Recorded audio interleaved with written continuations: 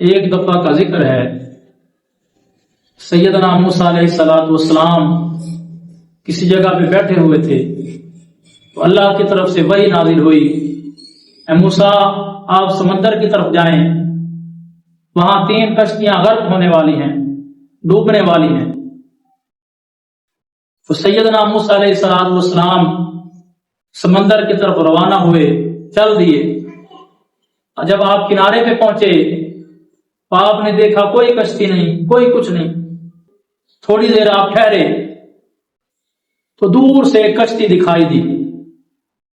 جب وہ کشتی قریب آتی گئی، آپ انہیں فرماتے گئے کہ اللہ کا حکم آنے والا ہے، ابھی آپ کی موت واقع ہو جائے گی، توبہ استغفار کر لو، اللہ سے معافی مانگ لو، اللہ کو یاد کر لو، اللہ کا ذکر کرو۔ تو انہوں نے کہا موت کا وقت اگر ہو چکا ہے تو موت آ کے رہے گی، موت آ جائے گی، لیکن انہوں نے اللہ کا ذکر نہ کیا، گناہوں کی معافی نہ مانگی اور باتوں میں مشغول رہے۔ باتیں کرتے کرتے وہ جب کنارے کے پاس آئے تو ایک طوفانی، ایک سمندری لہر آئی اور وہ لہر اس کشتی کو سمندر کے درمیان میں لے گئی، تہہ میں لے گئی، اور دیکھتے ہی دیکھتے وہ کشتی والے غرق ہو گئے، ڈوب گئے۔ آپ ادھر ہی بیٹھے ہوئے تھے، پھر دوسری کشتی آئی،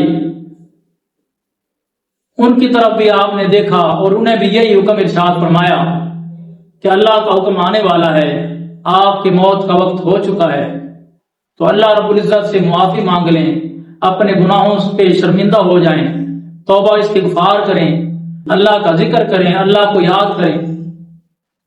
تو انہوں نے بھی یہی کہا کہ اگر اللہ کا حکم آنے والا ہے تو وہ آ کے رہے گا، اللہ کا فیصلہ اٹل فیصلہ ہے، اسے کوئی نہیں روک سکتا۔ پھر وہ اپنی باتوں میں لگ گئے، ایک دوسرے سے مذاق کرنے لگے۔ تو اسی دوران ایک سمندری لہر آئی، وہ انہیں بھی غرق کر دیا، وہ کشتی بھی آپ کے دیکھتے دیکھتے ڈوب گئی، وہ کشتی والے سارے سوار غرق ہو گئے۔ پھر آپ نے دیکھا کہ ایک تیسری کشتی آ رہی ہے اور آپ سوچوں میں گم تھے کہ میں نے ان کو اللہ کا حکم دیا، اللہ کی بات بتائی، انہوں نے اپنے گناہوں کی توبہ نہیں کی، میں نے بتایا بھی تھا کہ ابھی وقت مکمل ہو چکا ہے، ابھی اللہ کا فیصلہ ہو چکا ہے، ابھی تمہاری موت واقع ہونے والی ہے، لیکن ان لوگوں نے غور نہیں کیا، فکر نہیں کی، اپنے گناہوں پہ شرمندہ نہیں ہوئے، اپنے گناہوں کی معافی نہیں مانگی۔ تو اسی دوران ایک تیسری کشتی آپ کو نظر آتی ہے۔ تیسری کشتی والوں کو بھی آپ یہی ارشاد فرماتے ہیں کہ اللہ کا حکم آنے والا ہے، اللہ کا فیصلہ ہو چکا ہے، ابھی کچھ دیر بعد تمہاری موت واقع ہو جائے گی، تم توبہ استغفار کر لو، اللہ کو یاد کر لو اور اپنے گناہوں کی معافی مانگ لو۔ تو انہوں نے کہا جیسے اللہ کا حکم سچا ہے ایسے ہی آپ سچے رسول ہیں، اور جیسے آپ نے کہہ دیا ایسا ہی ہوگا۔ انہوں نے اللہ کا ذکر کرنا شروع کر دیا، اپنے گناہوں کی معافی مانگتے رہے، استغفار کرتے رہے اور کہتے رہے کہ ہم اللہ کی رحمت کے سہارے ہی یہاں تک پہنچے ہیں اور اللہ ہمیں کنارے تک بھی پہنچا دے گا۔ تو سیدنا موسیٰ علیہ الصلوۃ والسلام دیکھ رہے ہیں وہ کشتی کنارے پہ آ گئی اور وہ تمام کے تمام لوگ بچ گئے۔ تو سیدنا موسیٰ علیہ الصلوۃ والسلام نے اللہ رب العزت کی بارگاہ میں عرض کی، اے باری تعالیٰ تو فرما رہا تھا کہ 3 کشتیاں ابھی غرق ہو جائیں گی، ڈوب جائیں گی، تو 2 غرق ہو گئی اور 1 بچ گئی، تو اس کی وجہ کیا ہے؟ تو اللہ رب العزت نے فرمایا جو کشتی بچ گئی ہے، جو کشتی والے بچ گئے، یہ بھی اگر میرا ذکر نہ کرتے، میری رحمت کا سہارا نہ لیتے، توبہ استغفار نہ کرتے، تو یقیناً یہ بھی غرق ہو جاتے۔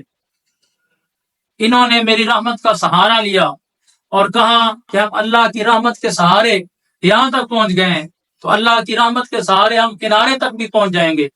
تو میں نے اپنی رحمت کا سہارا دیا، اپنی رحمت کی وجہ سے، میرے ذکر کی وجہ سے، میری رحمت کی برکت سے انہیں کنارہ نصیب ہوا۔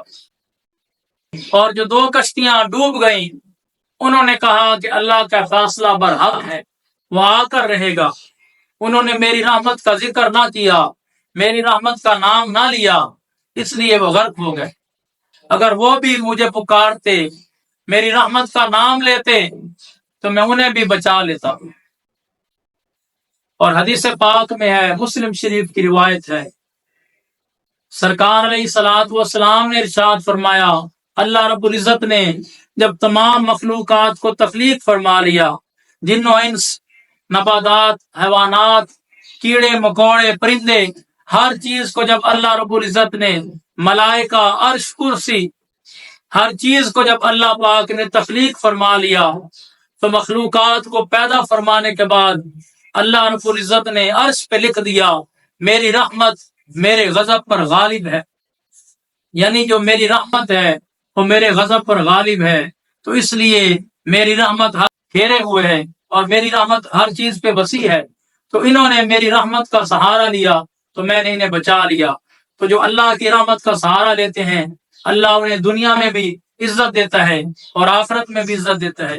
جو اللہ کی رحمت کا سہارا نہیں لیتے، اللہ انہیں دنیا میں بھی رسوا کرتا ہے اور آخرت میں بھی رسوا کرتا ہے۔ تو ہر وقت اللہ کی رحمت کا سہارا لینا چاہیے، ہر وقت اللہ کو یاد کرنا چاہیے اور اپنے گناہوں کی معافی مانگتے رہنا چاہیے۔